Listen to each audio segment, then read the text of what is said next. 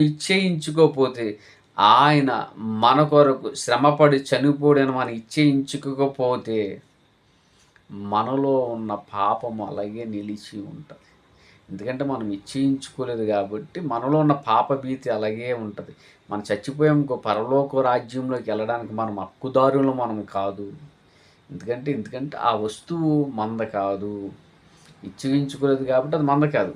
అలాగే ఆయన మరణం పొంది ఉన్నాడు కాబట్టి ఎవరైతే ఇచ్చేయించుకోలేదో వారిలో ఉన్న పాపము, వారిలో ఉన్న ఆ పాపం ఏం చేయడం పోలేదు. ఆయన మీద మన పాపములు మోపబడి ఉన్నాయని ఇచ్చేయించుకోవాలి. మనం ఎక్కవలసిన సిలువ ఆయన ఎక్కి ఉన్నాడని మనం ఇచ్చేయించుకోవాలి.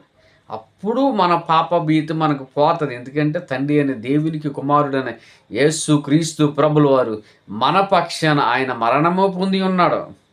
ఎందుకంటే ఆయన పరిశుద్ధుడు గనక